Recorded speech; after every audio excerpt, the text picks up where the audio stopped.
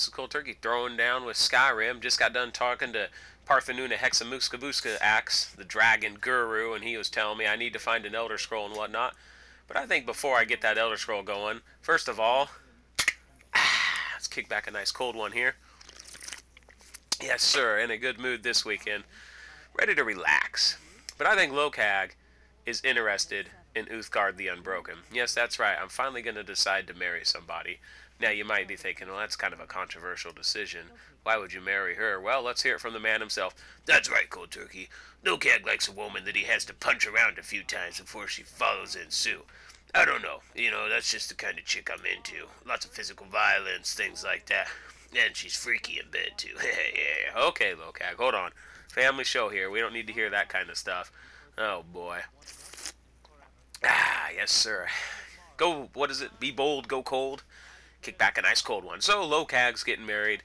And for some reason, there's a glitch where Uthgard the Unbroken changes back to her default outfit after the marriage, despite the fact she still has all her equipment ready. Thought that was kind of weird. So, now that Lo-Kag's a happily married orc, hopefully there'll be some awesome half-orc babies coming down the pipe. And Uthgard the Unbroken is a happily married woman. We want to continue on our Civil War quest. We're going to end the Civil War. We're going to end the dragon threat. We are going to beat this game today, tonight. It's going down. Lo-Kag is in town. So in this part of the war quest, we got to beat this courier guy up because he's got some sort of a letter or notes or something like that. Documents. Ooh, it says documents. Well, we got to get those documents. So now that we've gotten those documents, we can mix things up. Oh, there's a rogue bear. Yes, sir.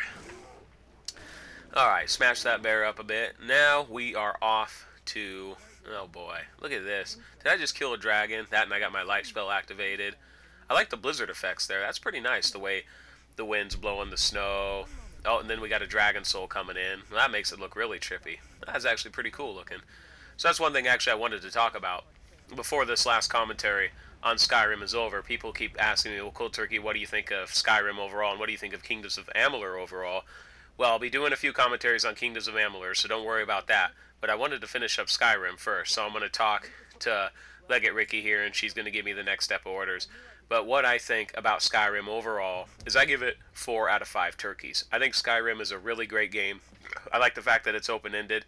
I like the fact that I can go somewhere, do something, and not have to follow a linear quest chain that forces me into a single path. And I like the fact that the land isn't a set of linear paths. A lot of MMOs do that nowadays, where the actual landscape is just linear paths with pretty graphics on each side. That was actually something I was complaining about with Kingdoms of Amalur, is a lot of places will do that in that game as well. Anyway, so right now we're taking this castle, we're smashing people's faces in.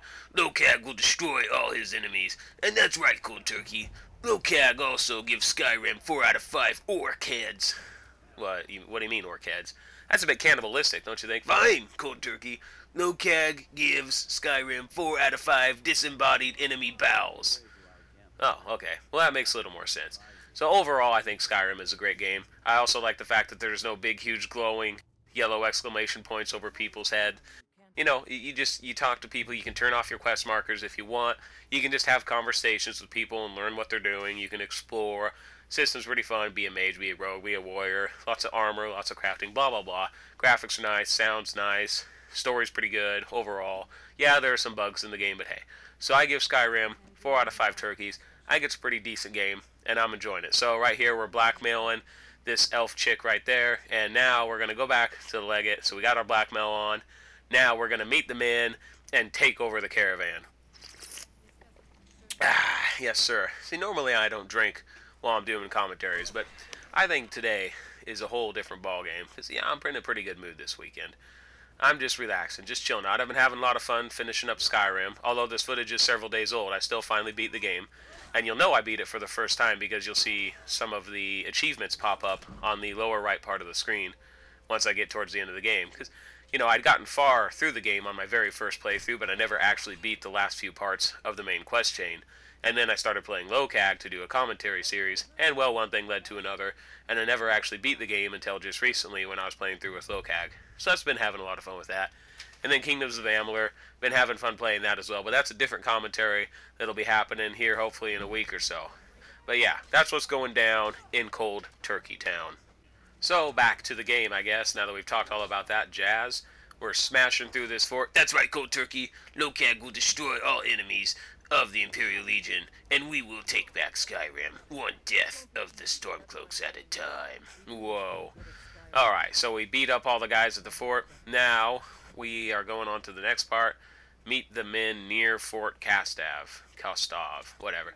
So basically, we got to go to another fort, except in this one, we're also going to be rescuing people from a dungeon. And there's some random horse running around doing some random crazy things. Lo-Kag smashing through people. 1, 2, 3. There's another one. Another one bites the dust. Look out! He's gonna get you. Wait, did I mix those lyrics up? Well, anyway, that'll, another one bites the dust. I'll have to look up that song afterwards. I can't quite remember the lyrics. Let's see here. Look out! He's gonna. Oh well. Anyway, so we rescue the prisoners. And we beat up everybody on the outside and on the inside. And once we've done taking everybody out and rescue the prisoners and all that, we can head on out of here. But we got to talk to somebody first. Let's see. Oh, talk to him. No! Don't whirlwind sprint. Lo-Kag, talk to the man. Okay. Whew. So completed, do all that BS, and now we're moving on. We're getting pretty close to the end of the Civil War quest chain, I got to admit. I mean, we've taken over all these forts. The forts are progressively getting closer and closer to the capital, which contains the Stormcloaks' main forces, and you can see as you're progressing through the game that you're getting closer to that objective. Let's see what the general has this time. We're going to have a quick chat with him. I'm sure he's going to have an awesome task for us. Completed. Ooh, excuse me. Oh, I'm burping up a storm today. And regain Est March. Oh, whatever. So this is another fort we got to take care of. Looks like there's a dragon helping us out. Oh, look at him over there, flying around. I wonder if he'll land and mess things up. You'll find that happens a lot in this game. When you quick travel, especially towards the end of the game, I've noticed a lot of dragons will come out and try to mess with you a little bit. And if you're not careful, they can actually kill important NPCs, especially merchants. That's hilarious. I've had that happen a few times. But if you feel like cheating, you can always just highlight the merchant, look up all your console commands, and then resurrect the dead person, and you'll be good to go. So yeah, feel like cheating if you want. Now we're on to the Battle of Windhelm, the final part.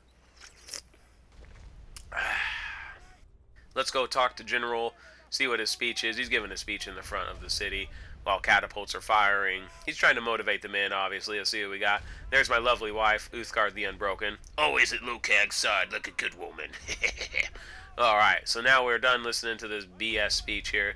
Let's go, General. I ain't got all day. Come on. Blah, blah, blah, blah, blah. You can listen to the speeches if you want. Overall, they're really not that interesting, but they're kind of hilarious in of the sense that they're sort of bad sometimes. So smash your way through the city. It's really not too challenging at this point, especially if you're in your level, level 30 plus. It gets pretty easy. A lot of these guys don't stand a chance. You'll be able to smash your way through pretty well. Lo-Kag smashes his way through all pathetic resistance. Alright, and then once we get into the guard room, I'm going to summon up a big baddie to help out. And there's the Stone Fist Doofus, so smash him. And then, of course, we're going to smash Mr. Ulfric Stormcloak himself. Whoa, did he just shout? Wow, that was pretty awesome. Anyway, we one-hit him. He goes down to the ground on his knees like a little girly man. And, of course, the general, he's going to give me his blade to execute him myself. Well, I guess that's it for you, Ulfric Stormcloak. You put up a good fight, and the war went pretty good, so I'm going to equip this new weapon I got from the general. You don't have to do this if you don't want to, but for the sake of role-playing... Oh, no, the flag got in the way when I killed him. Ah! Ruined the whole shot. Oh, well. Anyway, so we smoke Ulfric Stormcloak. We're going to chat with the general. The general, once again, gives some a pathetic attempt at a rallying speech to the men. You can listen to it if you want. It's pretty hilarious. And Lo-Kag walks off. That's right, Cold Turkey. Lo-Kag is done smashing the resistance forces. He is victorious this day. Now we will move on and find the Elder Scroll. So surprisingly enough, Lo-Kag's talking to a fellow orc in a mage library, which just goes to show you that just because you're an orc doesn't mean you're a dummy when it comes to magic. So he'll give us a tip on some guy we need to talk to who's crazy and sitting up here in the frozen north of the world. Ooh, nice whirlwind sprint straight to the door. Thank you, Cold Turkey. Lo-Kag tried to time it just perfectly. So we get into this little hubble of an ice cap here, and we go chat with this dude, see what he has to say, and he's got some good tips. But basically, at the end of the day, we are going to need to go find this big scroll thing in these dwarven ruins slash cave system. It's actually pretty cool. The dwarven ruins are pretty extensive. There's lots of really fun... I think the graphics and the overall setting of this dungeon environment is really well done. I really like how they set things up. And the monsters are pretty cool. I don't know. It's just it's a cool idea, and it's really executed pretty well. Once you get past the Dwarven Ruins, there's another fun environment you get into, but we'll save that until we get there. But yeah, you're going to have to fight your way through a lot of Dwarven Ruins, and even if you just go through the Dwarven Ruins to get to the scroll, there's probably some other side ruins, and not to mention there's other Dwarven Ruins inside of the world of Skyrim as a whole. So if you like this kind of a set, you like just sort of the look of the ruins, there's definitely a lot of places you can explore. And then you'll also find some of these weird gloom whatchamacallits down here deep into the bowels of the Dwarven Ruins. And then you go down, you follow this little path, you can jump, you can leap, you can have some fun. Ultimately, we're on our way to find the Elder Scroll, decode something, encode, recode, Bob's your code, Bob's your uncle. Whoa! What was that? That was pretty cool. I'm trying to... Gloom Lurkers. Is that what these things are called? Gloom Lurkers. Okay, yeah. So, yeah, I don't know. They, kind of like troglodyte. Well, I guess they're not really. I don't know what you'd call them, but basically they're underground and they're weird. So the next environment that I was talking about is this place right here. This big, huge, sort of dark, glowy mushroom, ancient, forgotten dwarf city. It's really, really cool. Pan the camera back all the way, look around. And I think it's a really awesome, well-done environment. Pretty breathtaking at points, especially if you have your graphics cranked on Ultra, or in my case, even above Ultra, due to certain mods that I've downloaded from Nexus. Oh, and speaking of the Nexus, at the time of me making this video, February 11th, 2012, just a few days ago, the official mod resource creation kit, I think they call it. Yeah, creation kit was released. And this is really going to open up massive amounts of opportunities for mod makers. There's so many things you can do now with this creation kit. I, for one, am excited about the mods that are going to be coming out for Skyrim over the next, really, 4 to 12 months. I mean, once you get a game, it happened in Fallout 3, it happened in Fallout New Vegas, it's going to happen in Skyrim too. Give it a few months. Wow, that is a cool visual right there. Isn't that awesome? I think it's great. But anyway, give it a few months, and you will see some really awesome mods be released by the community for this game. And that's one of the reasons I love it. So right here we're getting into a point where we're trying to get the Elder Scroll out of this big huge machine. Literally I just spent 10-20 minutes pushing random buttons until it all worked. Actually I think it only took about 5 minutes in fairness, since there's only 4 buttons, so it's not that hard. But anyway, push a bunch of buttons, and then you'll know you're getting farther because different things start moving and new buttons start popping up. Lo-Kag just push buttons till it work. Lo-Kag don't care about the technicalities of stupid machine. Lo-Kag get scroll anyway. That's right, Lo-Kag. You got the scroll anyway. So now that you got your scroll, things are looking good. Oh yeah. Head back up to the surface world through this little elevator thingamabobber, and we will be ready to rock and roll. Man, it's actually not that bad. Once you get into the swing of it, the main quest chain, I don't know, you think it'd be a lot. Oh wow, look at that. Traveling in time. Start the Doctor Who music. No, wait, hold on. Lo-Kag doesn't wear a big scarf. That doesn't make any sense. So you pop open the Elder Scroll, and then you're going to have visions of the past to see what happened, why this big dragon dude's threatening the whole fabric of reality, and heroes of the past that tried to stop him before you were even born. But then again, your destiny might have been in the stars the whole time. Kind of trippy if you think about it. So once you're done having the vision of the past, you will find that the big bad dragon baddie ultimate boss guy will be your next fight, but it's not the final fight like you might think it would be. No, you have your new shout called Dragon Rend. It's pretty nice, and it works on any dragon you fight. So just target the dragon, make sure you hit him with your Dragon Rend, and then they'll be forced to land, which in the case of Lo-Kag is really nice because I'm much more effective on the ground in melee range with my big huge ultimate weapon of doom, Volendrung. So once we've scattered this guy away, we have to talk to a few people, figure out a couple things, but ultimately we are on the heels of the end of this game, and the main quest chain isn't too far off. So what we find out that we need to do is we need to capture a dragon who can fly us to the place where the big bad ultimate uber dragon is stealing souls of people from the afterlife or whatever, and that's not fair. So we need to stop him, because that's why he comes off as sort of unkillable, as he's always absorbing stuff from all the people who are already dead. Or at least that's what I gathered from the plot. Don't quote me on it, because I'm probably wrong. So we learn to call Odving Vonglung. I can't pronounce any of these stupid names. So we learn to summon this one dragon with this new shout, and this one dragon is a named dragon, like a lieutenant or a captain underneath the big huge boss dragon. Smash him a few times, and he'll heal himself if you sort of leave. Whoa, he almost killed me. Wow, that was really close. Lucky thing I got my heal spell. Lead him up to these chains right here, or this big huge trap. Once he walks in, the wooden beam will fall down on his neck, lock him in place, finish up your healing, and, well, yeah, there you go. Now you can smash him, talk to him, do whatever you want. But you'll find that now that he's trapped, he's much more pliable and willing to negotiate, shall we say.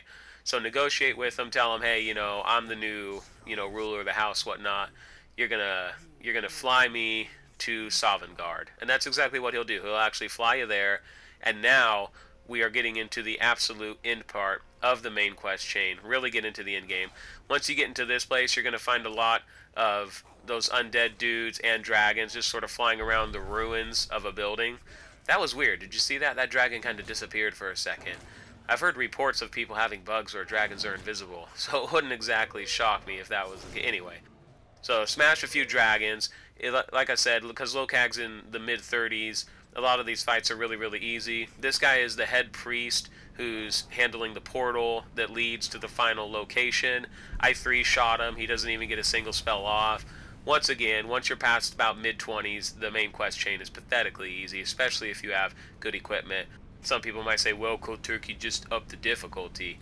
But that doesn't make a big enough difference. You would be shocked at how easy hard difficulty really is once you get good enough gear. But I talked about that enough on my last commentary, so there's no need to revisit that subject. Let's hope that this end... Oh, ooh, that's pretty. Look at that. The stars and the wind and the sky. Definitely, once again, a visually impressive thing. And that's something I talked about just earlier in this commentary, and it's definitely worth renoting, is I think Skyrim overall can be a visually impressive game at some points, especially if you download a few mods, night sky enhancers, graphical enhancers, distance vision settings, things like that. Augment your normal maps to make snow at a distance look a little better. There's all kinds of mods that you can download, and they're always improving things. Anyway, so you get to this final Uber area, and you see the dragon and the mist that he's summoning. This Soon guy, you have to fight your way through him. Once you fight your way through him, you'll meet the Old Guard, and if you remember that these guys were the ones that were fighting the dragon in your vision of the past when you had the Elder Scroll out. So now what you have to do is you have to use your shouts together to clear the fog. So Lo-Kag will lead the way with his shout, they'll shout, and the fog will start clearing, which will lead us into a situation where we can defeat and smash the final ultimate uber bad guy of the game. What do you think, Lo-Kag? Lo-Kag is ready to rock and roll. First he will hit the dragon with Dragon Rend, then Volendrum will be made ready. Then he will activate Orc Raid, and then Lo-Kag will smash stupid dragon to pieces and win pathetic video game once and for all. So as you can see, once I hit my Orc Rage, it's just, I mean, I kill him in what, 5 shots maybe? 6? It's pretty easy. And there you go. That's Skyrim. The dragon is beaten, the game is won. But I think more important than beating Skyrim is Lo-Kag. Lo-Kag, we won't be seeing you around Cold Turkey 49 anymore. Goodbye, Cold Turkey. It's been a pleasure to be on your YouTube. And I just want to say thank you to all the subscribers and followers of Cold Turkey. Lo-Kag had a good time talking to you. Well, thanks, Lo-Kag. That's awfully kind to you. So there you go. Lo-Kag has said his farewell, and now that he's defeated the dragon, saved the world, stopped the Civil War, he's a hero, happily married, gonna have some half-orc babies. It's a win-win situation. It's a happy ending, and the world of Skyrim is finally at peace. Aw, and you can put your dot on the end of that sentence. You can close the book. Skyrim is finally... Ooh, isn't once again a visually impressive scene. So there you go. Just to reiterate, I think Skyrim is a 4 out of 5 turkey game. I think it's a really solid game, and it's awesome. Would I recommend it? Absolutely. Especially now that there's been several official patches that have solved some of the bug issues that the game had when it initially released, and also the fact that there's such an awesome modding community out there on the Skyrim Nexus. So, 4 out of 5 turkeys, great game. Catch you later, Lo-Kag. Goodbye, Cold Turkey. Goodbye, everyone. This is Lo-Kag. Thanks for watching.